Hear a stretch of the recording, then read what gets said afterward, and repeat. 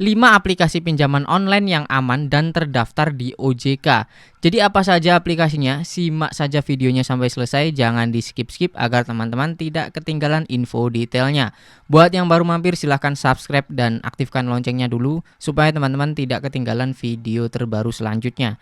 Langsung aja, jadi teman-teman yang mencari aplikasi pinjaman online yang aman dan terdaftar di OJK, di sini saya ada 5 aplikasi menurut saya yang cukup terpercaya. Nah, yang pertama adalah Dompet Kilat. Dompet Kilat adalah platform pinjaman online tapi sifatnya tidak terbuka teman-teman, melainkan tertutup. Maksudnya gimana? Jadi teman-teman bisa meminjam di platform ini tapi melalui website terlebih dahulu untuk menginstal aplikasinya. Jadi di Play Store dan App Store itu nggak ada. Kalau di Play Store itu ada aplikasi yang namanya Dompet Kilat, itu sudah bisa dipastikan palsu. Karena pihak dari Dompet Kilat sendiri yang sudah konfirmasi di akun Instagramnya. Nah, jadi untuk pinjam di platform ini tuh kita install melalui websitenya. Lalu di situ kita pakai kode akses. Jadi ketika teman-teman mau install aplikasi harus ada kode akses terlebih dahulu. Nah, kode aksesnya dapat dari mana? Setelah saya ulik-ulik tadi memang susah didapatkan, jadi mau nggak mau teman-teman harus menghubungi customer service-nya. Nomornya ada di dalam websitenya teman-teman ya. Nah, untuk link websitenya nanti saya taruh di kolom deskripsi aja. Teman-teman bisa pinjam di Dompet Kilat ini dengan aman karena sudah terdaftar dan diawasi oleh OJK. Syarat untuk pinjam di aplikasi ini teman-teman harus sudah berusia 18 tahun ke atas dan tentunya harus punya usaha teman-teman. Karena pinjaman di aplikasi ini cukup selektif banget, jadi nggak sembarang orang bisa pinjam gitu. Jadi hanya orang-orang tertentu saja, tapi pasti ada keunggulan-keunggulan lain, entah itu bunganya kecil atau limitnya gede, tenornya panjang. Lanjut ke aplikasi nomor 2, yaitu Amanah.id. Kalau di Play Store namanya Amanah teman-teman. Jadi Amanah ini adalah sebuah aplikasi pinjaman online yang berbasis syariah. Tapi walaupun syariah masih ada bunganya teman-teman. Walaupun akadnya biasanya diganti ya teman-teman. Entah itu akad imbal hasil atau apa. Yang jelas ya kalau bisa kita simpulkan itu bunga gitu aja. Namun teman-teman perlu cek terlebih dahulu apakah bunganya nanti lebih kecil daripada aplikasi umumnya. Kalau bunganya sama-sama aja ya mungkin hanya berkedok syariah saja. Harusnya walaupun ada bunga harusnya ya lebih kecil, bahkan jauh lebih kecil ya teman-teman, hampir nol mungkin. Tapi kalau nol banget gak mungkin ya, karena ya dapat keuntungan dari mana mereka kalau bunganya nol.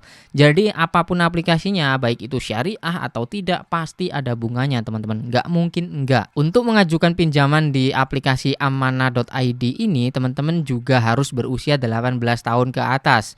Dan tentunya harus punya nomor HP yang aktif, tidak nomor baru. Biasanya kalau nomor baru itu digunakan untuk spam atau biasanya nanti niatnya galbay. Teman-teman itu pasti dicurigai kalau pakai nomor baru. Nah, saran saya teman-teman pakai nomor yang usianya cukup lama, begitu juga dengan handphonenya yang sudah ada data-datanya, entah kontak atau galerinya atau apa, karena nanti dicek terlebih dahulu teman-teman. Teman-teman bisa mendapatkan pinjaman di aplikasi ini mulai dari 500.000 hingga puluhan juta. Masing-masing orang akan mendapatkan limit pinjaman yang berbeda. Lanjut ke aplikasi nomor 3. Di nomor 3 ada aplikasi Toko Modal. Toko Modal juga tersedia di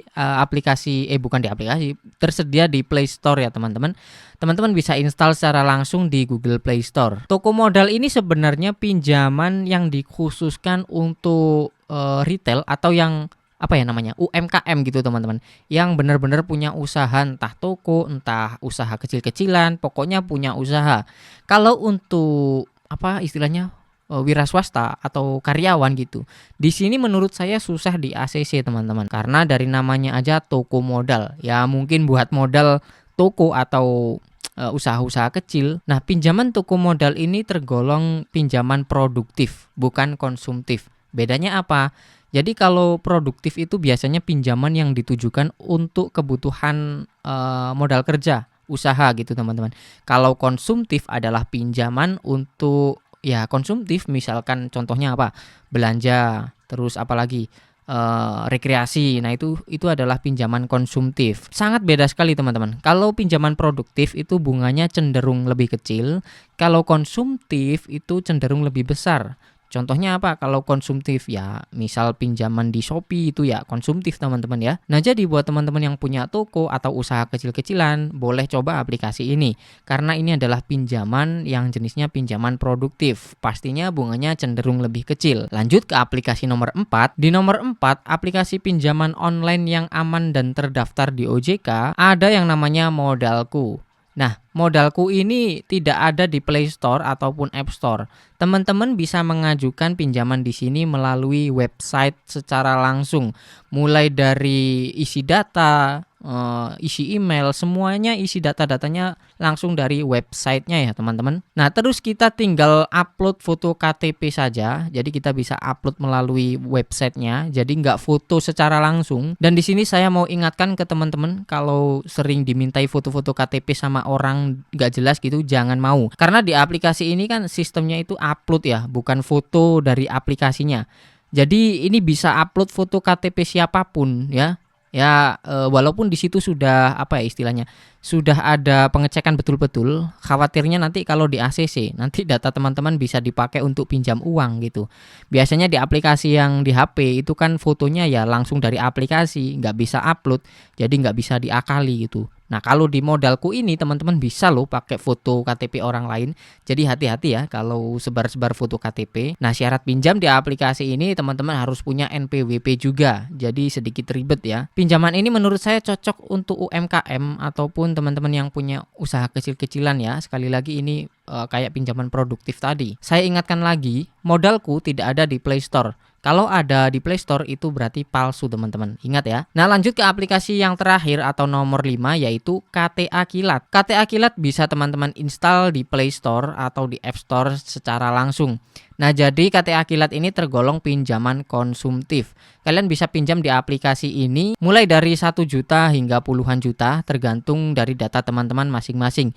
Nanti nggak ada yang sama ya limitnya, entah itu ada yang dapat 1 juta, ada yang dapat 5 juta, dan lain sebagainya. Nah, apa saja keunggulan dari aplikasi ini? Menurut saya keunggulannya daftarnya cepat, karena saya sudah pernah coba. Teman-teman akan di ACC secara cepat, dan penggunanya itu tidak banyak, jadi peluang di ACC-nya itu cukup tinggi. Nah, kalau kekurangannya ya tentunya bunganya lebih besar karena ini jenisnya pinjaman konsumtif. Tenornya juga pendek, dan untuk awal-awal daftar tidak bisa langsung mendapatkan limit besar. Untuk mendapatkan limit besar itu bertahap. 90% nasabah akan mengalami hal itu. Jadi nggak tiba-tiba langsung puluhan juta. Nah, jadi itu ya teman-teman, 5 aplikasi pinjaman online yang aman dan terdaftar di OJK. Walaupun sudah diklaim aman, tapi teman-teman harus tetap hati-hati. Karena di luar sana banyak sekali oknum yang mengaku-ngaku dari pihak aplikasi. Nggak tahu kenapa ya, kalau nomor kita itu sudah terinput di salah satu aplikasi, itu selalu ada nanti promosi-promosi pinjaman online di SMS itu banyak sekali